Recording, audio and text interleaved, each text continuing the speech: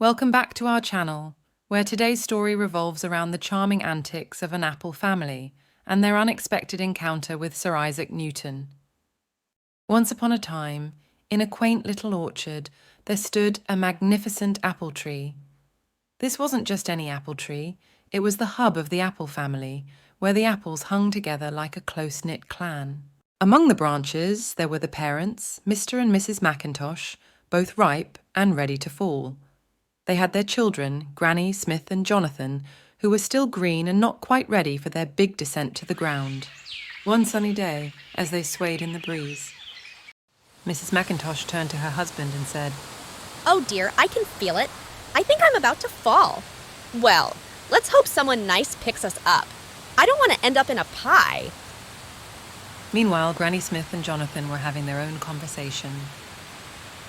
I don't want to fall yet. I'm not ready to leave the tree. Granny rolled her eyes. Oh, hush, Jonathan. Falling is inevitable. Just embrace it. As the apple family chatted amongst themselves, a curious figure sat beneath the tree, scribbling away in a notebook.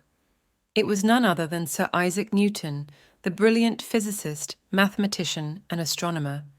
He looked up at the apples with fascination, pondering the mysteries of the universe. Ah, gravity, the force that pulls us all toward the earth. Even you, my dear apple friends, are subject to its laws. What's he talking about? I have no idea, but he seems very passionate about it. Sir Isaac Newton continued to explain his theory to the apples, gesturing animatedly with his hands. The apple family listened intently, though they didn't quite grasp the concept. Just then, a gust of wind swept through the orchard, causing Mrs. Mackintosh to finally detach from the branch.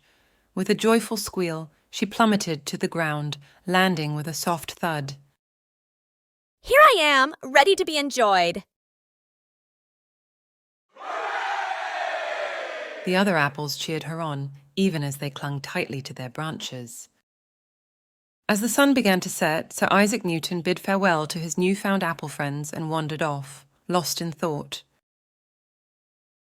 One sunny morning, as the first rays of dawn kissed the valley, a mischievous squirrel named Scurry scampered up Granny Appleblosom's trunk. With a twinkle in his eye and a rumble in his belly, Scurry eyed the ripest, juiciest apple at the top of the tree.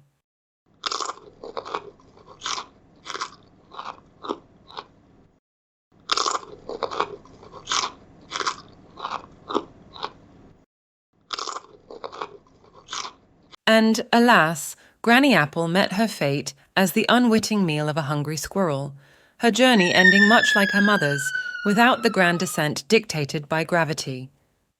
Please subscribe and press the bell icon